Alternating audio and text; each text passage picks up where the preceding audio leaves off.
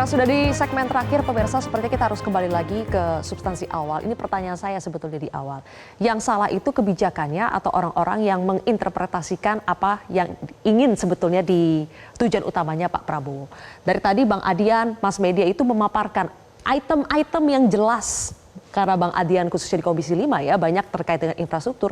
Contoh-contohnya sudah kelihatan bagaimana dampak dari efisiensi ini.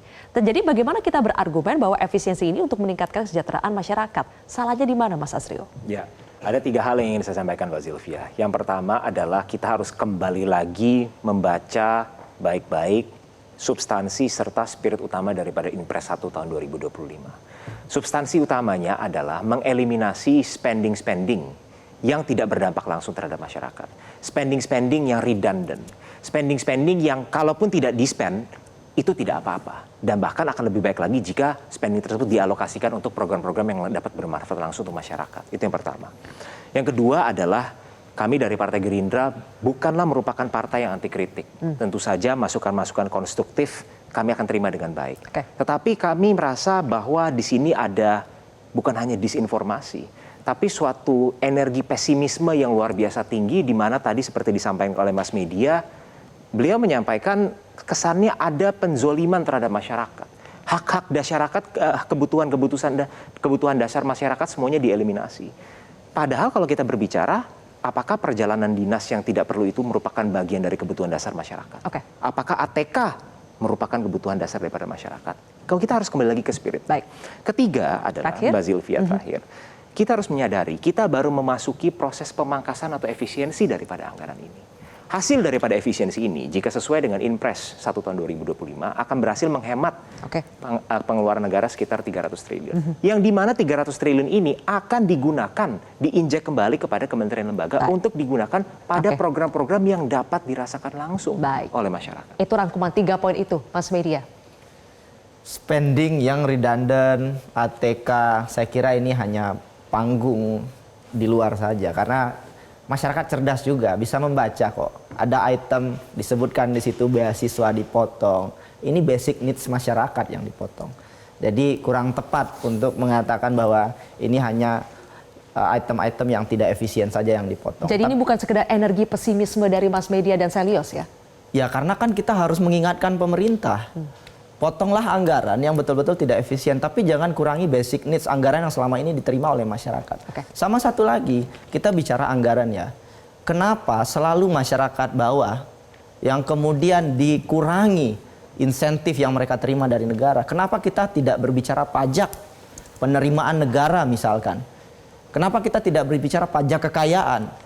Orang-orang yang selama ini melarikan kekayaan negara kita yang disebutkan oleh Pak Prabowo, kenapa itu tidak dikejar? Jumlahnya triliunan rupiah. Jadi cerdas sedikitlah mengurusi negara ini. Gitu. Kenapa item-item itu yang bisa menjadi pundi-pundi tidak dikejar?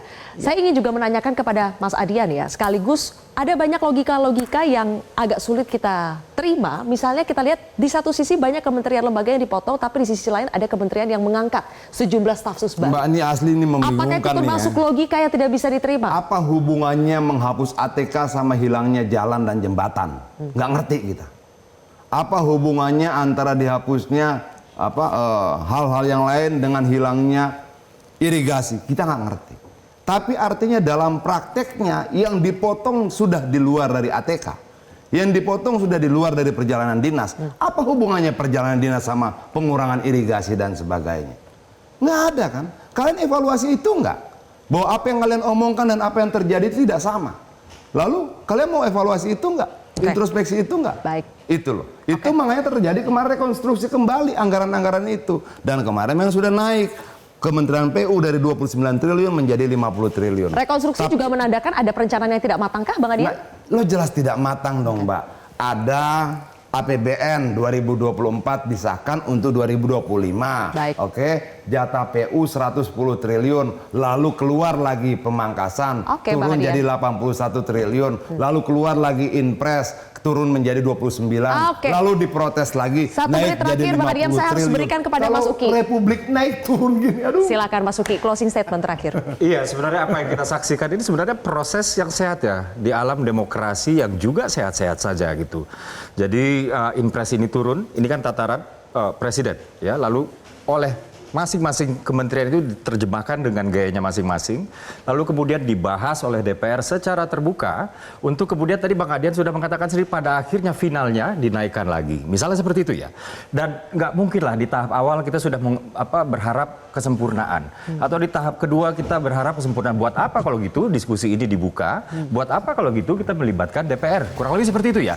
Atau buat apa kalau begitu kita melibatkan publik untuk melihat ini semua. Jadi spirit dari efisiensi ini adalah untuk merealokasi anggaran-anggaran yang tidak berhubungan dengan hajat hidup rakyat. Ini cerita sedikit Mbak. Waktu kita sudah habis. Yang di Komisi 5 begini. Sebelum rapat Komisi 5, menteri-menteri datang minta rapat tertutup. Baik. Karena ini rapat anggaran, kita minta rapat terbuka. Jadi yang minta terbuka itu kita, bukan menterinya. Oke, begitu.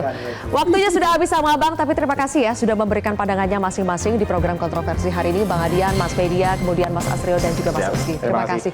Yang aku terasa demikianlah akhir dari kontroversi. Saya Zilvia Iskandar pamit undur diri. Sampai jumpa. Jelajahi cara baru mendapatkan informasi. Download Metro TV Extend sekarang.